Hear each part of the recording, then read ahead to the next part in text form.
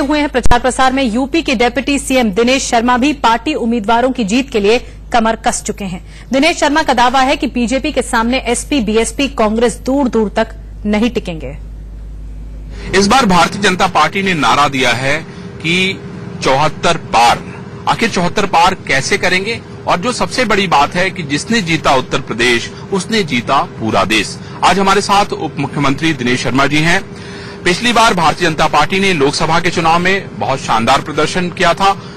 क्या उस प्रदर्शन को बीजेपी दोहरा पाएगी? क्योंकि इस बार बुआ और भतीजा साथ हैं और राहुल प्रियंका भी साथ हैं। तो बात करते हैं दिनेश शर्मा जी से। दिनेश जी, इंडिया न्यूज में आपका बहुत स्वागत है। दिनेश जी, ये बताइए 74 पार कैसे होगी? देखिए, पिछली बार मोदी जी का जो मुख्यमंत्रित्व का कार्यकाल था गुजरात का, उसके आधार पर जो सुशासन था पूरे देश में, भारतीय जनता पार्टी के पक्ष में मोदी जी के नेतृत्व को मानकर वोट दिया था।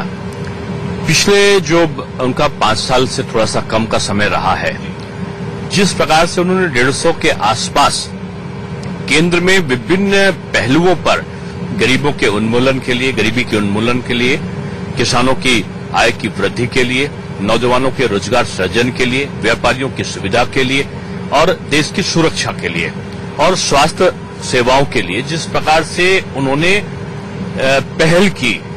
आजादी के 55 साल का शासन करने के बाद भी कांग्रेस ने सोचा तक नहीं था।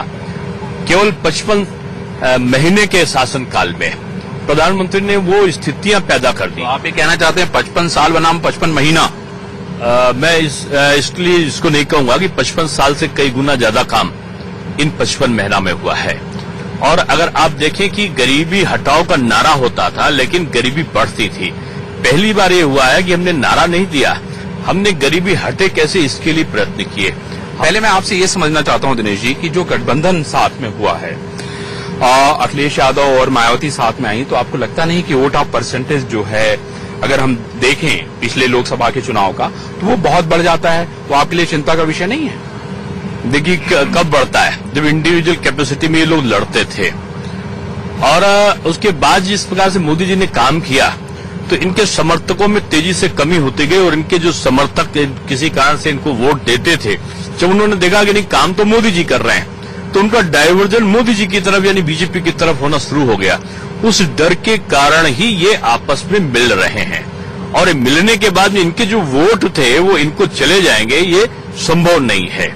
उत्तर प्रदेश में मैं कह दूं कि 50% से कहीं ज्यादा वोट भारतीय जनता पार्टी के पक्ष में आएंगे और भारतीय जनता पार्टी का जो लक्ष्य था 73, अब की 74 पार का लक्ष्य हम क्रॉस करेंगे। आप मुझे ये बताइए कि राहुल और प्रियंका के रोड शो में अच्छी भीड़ आ रही है। प्रियंका गांधी आज उधर पश्चिम यूपी के दौरे पे हैं। मैं आपसे ये जानना चाहता हूं कि कांग्रेस का कितना प्रभाव होगा? आपको क्या लगता है? कांग्रेस तो ज्यादा ताकत से लड़ेगी, तो मुझे लगता है कि बीजेपी को फायदा होगा, या बहुत सारी ऐसी सीटें हैं जहां वो भी लड़ रहे हैं। तो आपको लगता नहीं है कि जो आपका आंकड़ा है 74 प्लस का, आप उसको बहुत आसानी से पार कर पाएंगे? देखिए, कांग्रेस जो है सपा और बसपा की बी टीम है उत्तर प्रदेश में, और ये भ्रम है कि कांग्रेस अलग लड़ रही है। इनका दिल एक है, इनका एजेंडा एक है, इनकी नीति रीत सिद्धांत एक है। और कांग्रेस केवल बीजेपी का वोट काट लें, इसीलिए उपचुनाव के मैदान में है। आप देखें कि जो अमेठी है, अमेठी में सपा और बसपा का प्रत्याशी नहीं है। कन्नौज में सपा है तो वहां कांग्रेस का प्रत्याशी नहीं है। ये अजीत सिंह है, वहां पर कांग्रेस का प्रत्याशी और सपा और बसपा का प्रत्याशी नहीं है। क्या ये मिले नहीं है? ये हर जगह अब अखिलेश जी लड़ रहे हैं, वहां पर सपा का प्रत्याशी अखिलेश जी लड़ रहे हैं तो वहां पर कांग्रेस का प्रत्याशी नहीं है।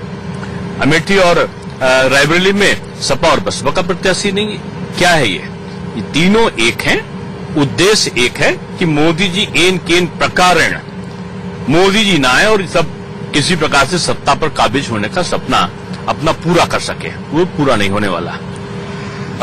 मैं जो संकल्प पत्र आपका देख रहा था, उसमें आपने एक वादा तो किया कि भाई 3 तलाक को लेकर आप कानून बनाएंगे, लेकिन इधर पिछले दिनों मायावती ने एक बयान दिया जिसमें उन्होंने कहा है कि मुसलमानों को बंटना नहीं चाहिए, है ना?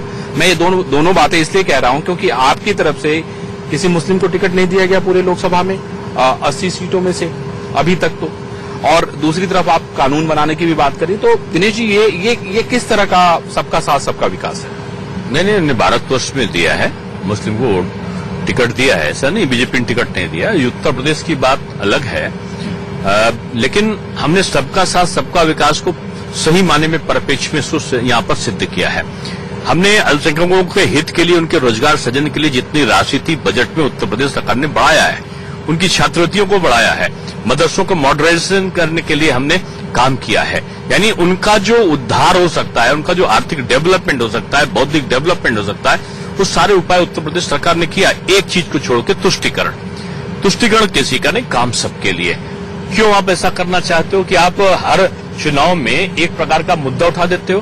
केरला में आप वायनाड गए, वायनाड में आपको क्या जरूरत थी कि नहीं, तो मुख्यमंत्री जी ने भी तो ट्वीट किया। मैं उसी चीज को कह रहा हूँ, देश का विभाजन करने वाली मुस्लिम लीग जो जिन्ना के द्वारा बनाई गई पार्टी थी, उसके हरे झंडे दिखा के आप क्या चुनौती देना चाह रहे थे मतदाताओं को, या आप किसी राष्ट्रवादी ताकतों को कि देखो हम विभाजनकारी शक्तियों के साथ खुलेआम है, मेरा क्या कर लोगे?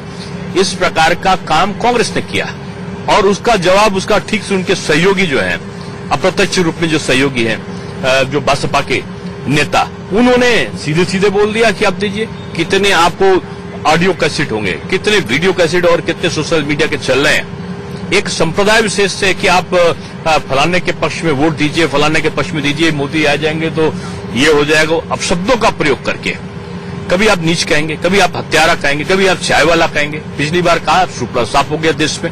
अब उत्तर प्रदेश में एक नेता ने समाजवादी पार्टी के कहा कि योगी जी नीच है। आप देखिएगा उत्तर प्रदेश में सफाया ना हो जाए तो आप कहिएगा, जनता जवाब देगी इसका। आपको लगता है कि आपकी तरफ से कहीं तुष्टीकरण नहीं किया जा रहा है? ये सारे के सारे जो विपक्षी कर रहे हैं तुष्टीकरण का काम। निश्चित रूप में आप मुख्यमंत्री जी की जो बात कर रहे हैं, मुख्यमंत्री जी ने किसी जाति या संप्रदाय के बारे में नहीं कहा। उन्होंने मुस्लिम लीगी जो ऑर्गेनाइजेशन है जिसे देश का विभाजन किया है, उसकी सोच और उसकी मानसिकता की बात पर उन्होंने आघात किया है।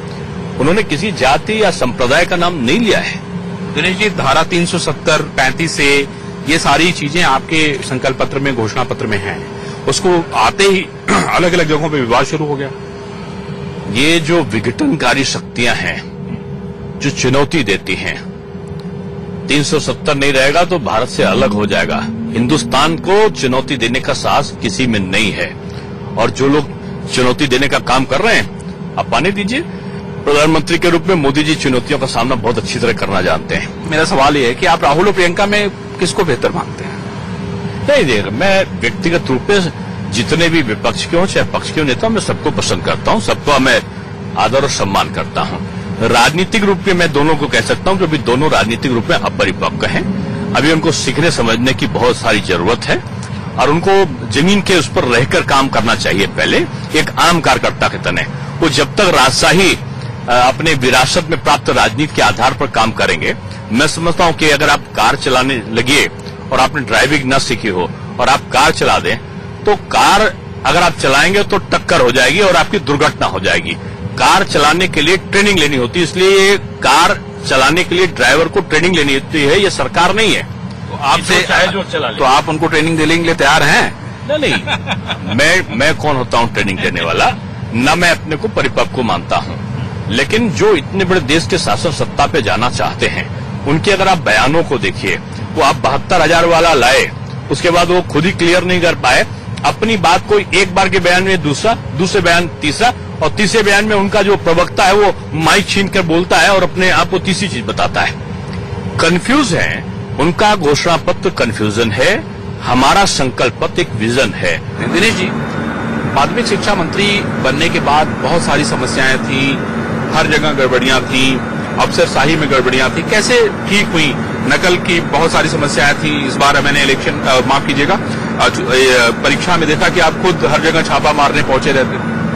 देखिए, माननीय मुख्यमंत्री जी की प्राथमिकता पहले ये थी कि उत्तर प्रदेश में शिक्षा का स्तर सुधरे, और हमारा ये एजेंडा था संकल्प पत्र में कि हम नकल विहीन परीक्षा कराएंगे।